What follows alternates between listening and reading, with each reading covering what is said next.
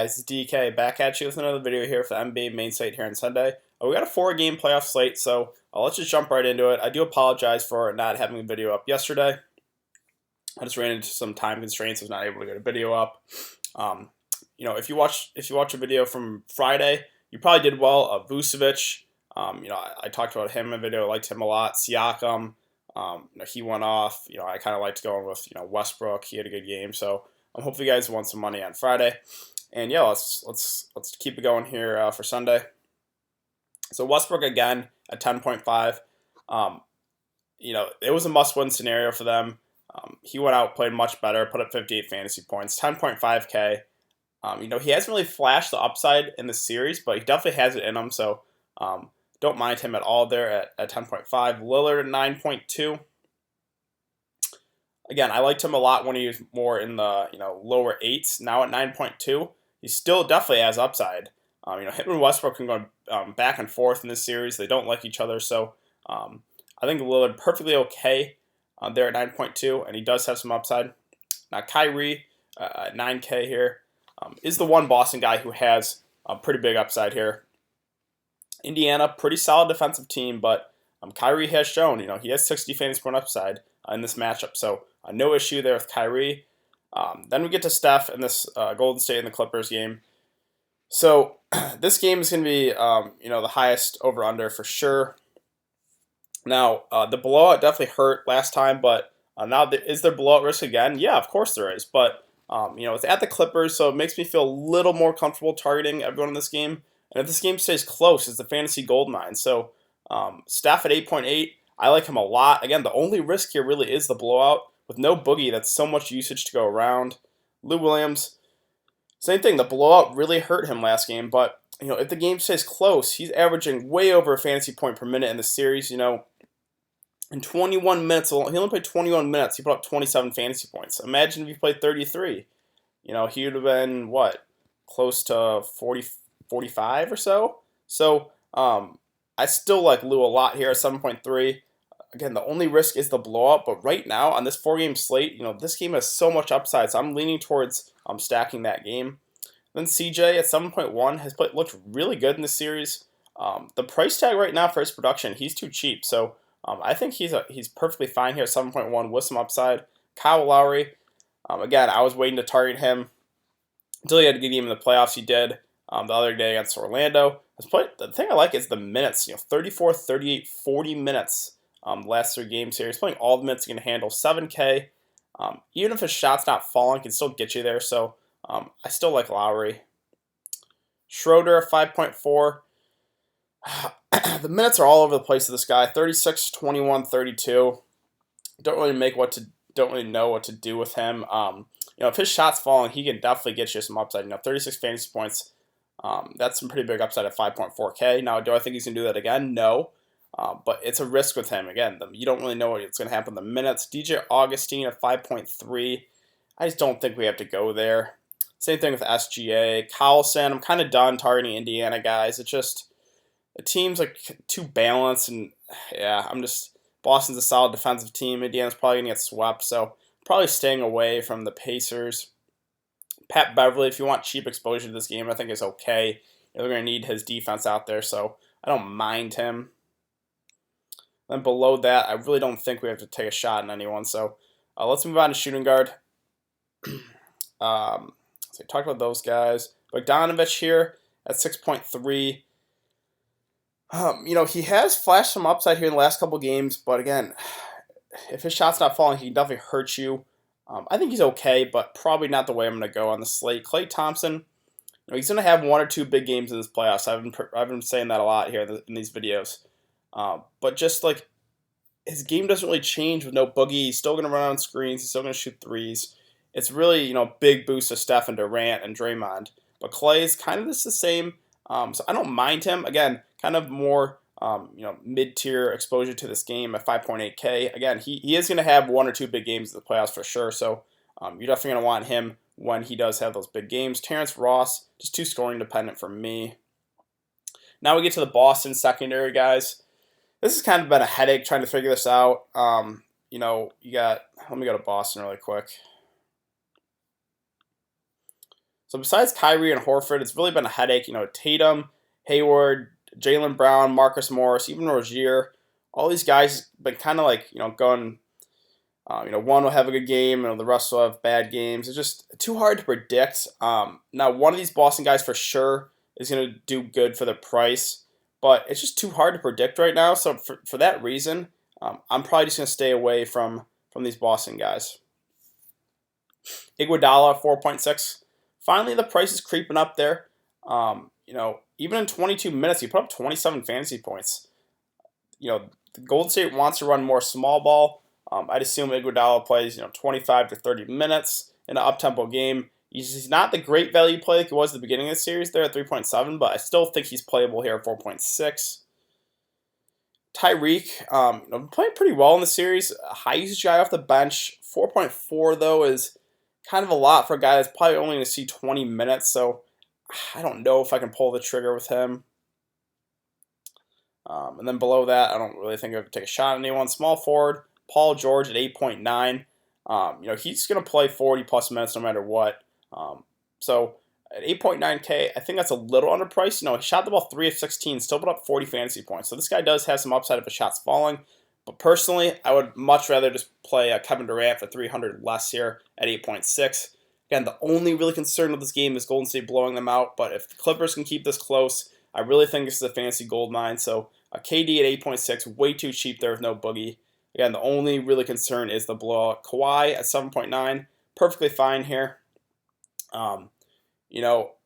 He had that one big game against Orlando, 53 fantasy points. So other than that, he's kind of been in the 35 to 40, 45 range. Hasn't really flashed huge upside. I think he's okay here, but probably not going to be the way that I go on the slate. Gallinari at 6.7.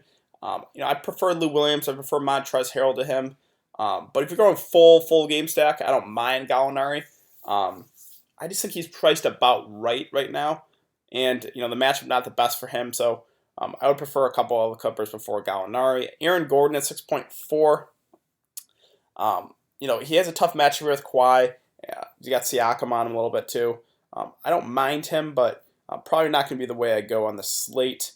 Again, Indiana guys, Thad Young, I'm just staying away. There's too deep, too balanced. I'm kind of done with Indiana.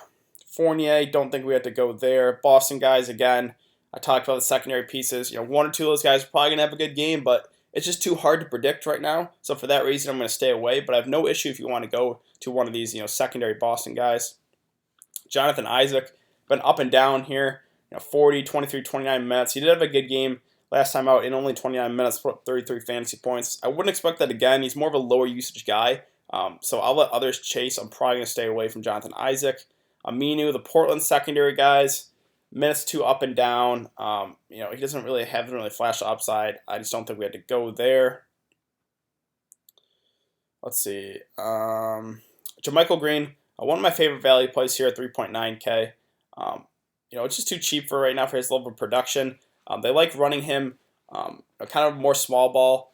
They've just been pulling Zubac and running kind of JaMychal Green, Montrezl Harrell out there. So I do like JaMychal Green quite a bit here at 3.9 as a value play. Probably my favorite value play on the slate. Below that, Evan Turner, Powell, Rodney Hood. I don't think we had to go there. So let's move on to power forward. Let's see. Siakam, I talked about him. For a guy that's going to play 40 minutes, is too cheap. The price only went up $300. I still like Siakam a decent amount here. I think the ownership will go up a little bit just because of that last game.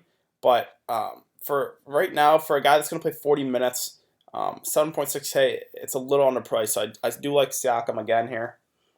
Draymond Green, a blowout hurt him. Only played 30 minutes, but in 30 minutes, put up 36 fantasy points. So again, if this game stays close, Draymond plays 38 minutes. He has 50 fantasy point upside in him. So I do like Draymond quite a bit here at 6.8. Horford at 6.6. I think it's perfectly fine. He does have, triple-double upside in him, but I would rather play Draymond and I would rather play Montrezl right below him here at 6.5. Again, the Clippers want to run small ball. This is the perfect type of matchup for Montrezl. So I do like him at 6.5. Sabonis finally had a good game off the bench. Only shot the ball 3 of 10, but still put up 33 fantasy points at 6.1K. I don't mind him, but probably not going to be the way I go on the slate. Jeremy Grant is more of a cash game play there, 5.2. Ibaka, not playing enough minutes for me. Kevon Looney, so it's him and Bogut. They're kind of going to split the center minutes here. Looney played 17 minutes, put up 13 fantasy points at 4K. I don't think he's the worst play in the world. I would like it, if he's seeing a little more run, but I definitely still think he is in play. All right, let's move on to center. Vucevic, I talked about him in my last video here. He had a couple bad games at home. I liked him a lot there. Put up 56 fantasy points. He was just too cheap there, 7.8. Only went up 200, so I have no issue at all with Vucevic. Again, the matchup's somewhat tough with Marc Gasol, pretty solid defender, but I still think Vucevic is too cheap here, so I do like him. Let's see, Enes Kanter, 6.2. The price is still dropping on him, which I do like. The minutes kind of been all over the place, 34, 20, 29. It is a revenge game again, 6.2. It seems a little too cheap, and this guy does have some pretty big upside in him, so he's more of a GPP play, but I do like him still for GPPs at 6.2. Steven Adams is more of your cash game play. Again, he's going to play 25 to 35 minutes. He's going to get you 25 to 35 fantasy points. No issue with Steven Adams for cash. Miles Turner, sure, he kind of a big game, but I'm just kind of done targeting Indiana guys. Marc Gasol, again, more just a cash game play. Doesn't really have huge upside. Then Bogut here, picked up the start and surprisingly played 25 minutes. I did not think he would play that many minutes. Put up 37 fantasy points. This guy's a monster when he's out there given minutes. So if we can project him to play 20 to 25 minutes again, then I think Bogut's a little too cheap here. So I don't mind going there, 4.7. Zubac was doing absolutely nothing, got pulled, and then got put in garbage time and just feasted in 17 minutes, 41 fantasy points. It was because of garbage time that he went off, so I just don't think that I could go to Zubac. I guess, the one way he would get there again would be if it's a blowout and he destroys in garbage time, but yeah, obviously this guy does, when he gets minutes, he does have upside, but he just has not looked good in the series, against the starters. Aaron Baines at 3.5. I just don't think we have to go there.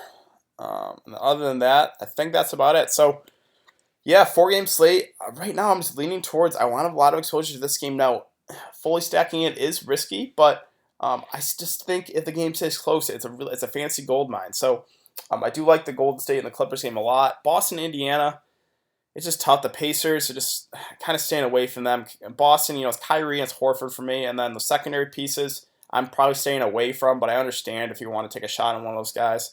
Toronto, Orlando, Kyle Lowry is a little too cheap. I like Siakam. Kawhi is perfectly fine. On the Orlando side, I do like Vucevic quite a bit. I think he's too cheap. Other than that, I don't really like a whole lot from Orlando. Portland, OKC, Lillard, Westbrook, they've been going back and forth here.